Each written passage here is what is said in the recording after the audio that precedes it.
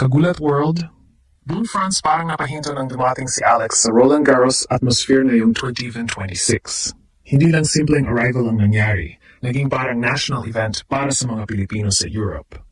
Sa social media pa lang, sunod-sunod na agad ang viral videos na pagdating ni Alex habang sinalubong ng napakaraming Pinoy fans na may dalang Philippine flags, banners at sigawan na parang may NBA superstar na paparating. Ang mas nakakagulat?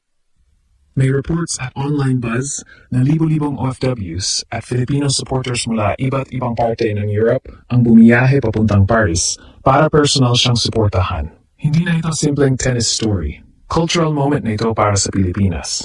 Si Alex kasi ngayon ang pinakamalaking pangalan ng Philippine tennis sa modern era. Mula sa pagiging junior champion hanggang sa pagpasok niya sa Grand Slam stage, tuloy-tuloy ang pag-angat niya sa world ranking. Sa kasalukuyan, isa na siyang top 50 level player at naging highest-ranked Filipina tennis player sa history ng WTA rankings. At dahil dito, hindi na shocking na pati France ay nagugulat sa suporta ng mga Pilipino.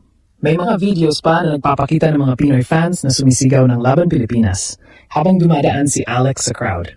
Ang iba, bumiyahe pa raw mula Germany, Spain at Italy para lang masaksihan ang historic Roland Garros campaign niya. Ito ang klase ng suporta na dati basketball lang natin nakikita. Pero ngayon, sa tennis, may bagong pambansang bida na ang Pilipinas. Ang pinaka-nakakagulat sa pagdating ni Alex sa France ay hindi lang yung dami ng tao, kundi yung energy. Parang buong komunidad ng Pilipino sa Europe ay sabay-sabay nagkaisa para suportahan ang isang 21-year-old tennis star na ilang taon lang ang nakalipas ay pinapanood na natin sa junior tournaments. Ngayon, siya na mismo ang hinahabol ng cameras, fans at international tennis pages. Sa mga kumalat na clips online, makikita na paglapag pa lang ni Alex ay may naghihintay ng mga Pilipinong may bandera, may posters, at may cellphone na naka-ready para makunan ang bawat segundo ng arrival niya. Yung atmosphere, hindi mukhang ordinaryong tennis arrival. Mas kahawig pa nga ng eksena kapag may superstar boxer o NBA player na dumadating sa isang bansa. At may dahilan kung bakit sobrang init ng suporta. Hindi basta athlete si Alex para sa maraming Pilipino. Simbolo siya ng possibility. Sa loob ng maraming taon, bihira nating makita ang Pilipinas na magkaroon ng tunay na gold contender sa tennis. Usually, nasa basketball o boxing, umiikot ang spotlight ng Pinoy sports. Pero si Alex, unti-unti niyang binabago ang narrative na iyon.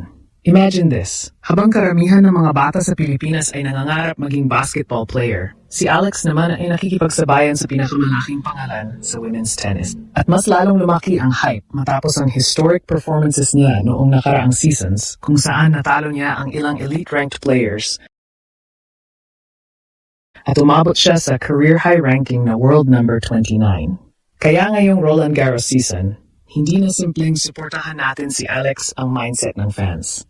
Ang pakiramdam ng marami, may tunay na tsansa na ang Pilipinas gumawa ng kasaysayan. At ramdam iyon sa France. Sa social media posts ng mga fans, may ilan pang nagsabing nag-leave sila sa trabaho o bumiyahe ng ilang oras para lang makita si Alex ng personal.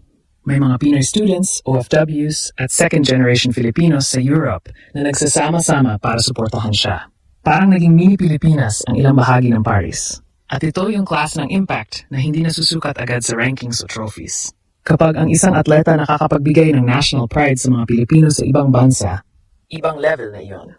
Kaya habang naghahanda si Alex para sa isa na namang malaking laban sa clay courts ng Roland Garros, mas lumalaki rin ang pressure, expectations, at excitement. Dahil malinaw na ngayon, hindi lang siya naglalaro para sa sarili niya. Pitpit niya ang pag-asa ng milyon-milyong Pilipino sa buong mundo.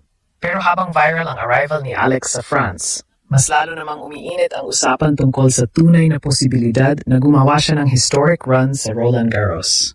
At dito na pumapasok ang pinaka-delikadong parte ng hype. Dahil sa unang pagkakataon sa mahabang panahon, hindi na lang happy to be here ang tingin ng mga tao kay Alex. Naniniwala na talaga sila na kaya niyang lumaban. At honestly, may basihan yun. Clay court kasi ang isa sa pinaka-komplikadong surface sa tennis. Mabagal ang bola, mahaba ang rallies, at sobrang demanding sa movement at stamina. Hindi sapat ang pure power lang dito. Kailangan ng patience, tactical IQ, at mental toughness. At ironically, yun mismo ang mga qualities na matagal nang pinapakita ni Alex. Kaya maraming analysts at fans ang naniniwala na bagay sa laro niya ang Roland Garros environment. Hindi siya yung tipong puro one-shot winner lang. Ang laro ni Alex, parang unti-unting pagsakal sa kalaban. Makakabang rallies, smart shot placement at composure kahit under pressure. Kapag nawala ng focus ang kalaban kahit ilang segundo lang, dun siya biglang umaatake. At yun ang dahilan kung bakit maraming international fans ang nagsisimulang mapansin siya. Hindi na lang dahil Filipino sensation, kundi dahil legit competitor na talaga siya.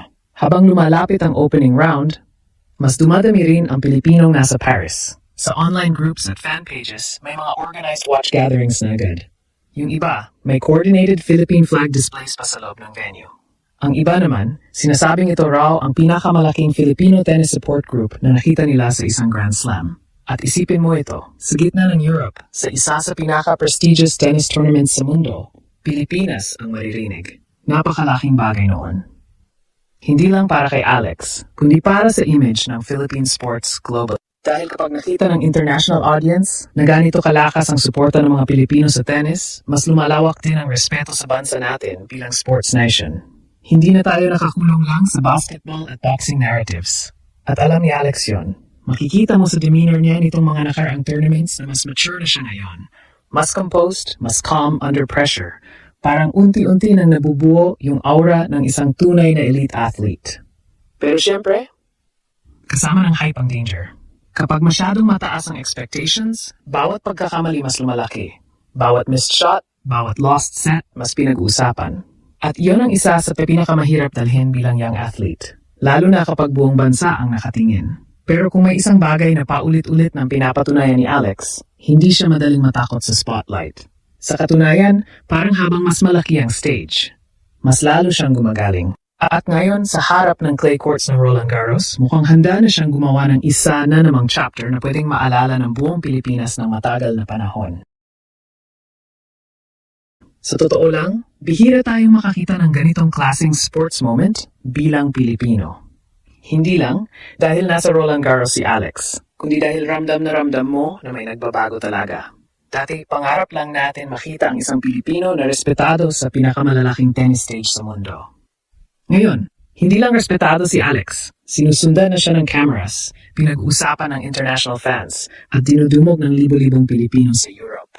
At yun ang pinakamalaking panalo rito. Hindi pa man nagsisimula ang buong tournament. Panalo na agad ang Pilipinas sa representation, pride, at inspiration. Pero siyempre, mas magiging espesyal ito kung magtutuloy-tuloy ang magandang run ni Alex sa clay courts ng France. Dahil habang mas lumalalim ang laban niya, mas lumalakas din ang paniniwala ng mga Pilipino na posible pala talaga na kaya rin nating makipagsabayan sa pinakamalalaking pangalan sa mundo. At ito pa lang ang simula ng Alex Ayala era.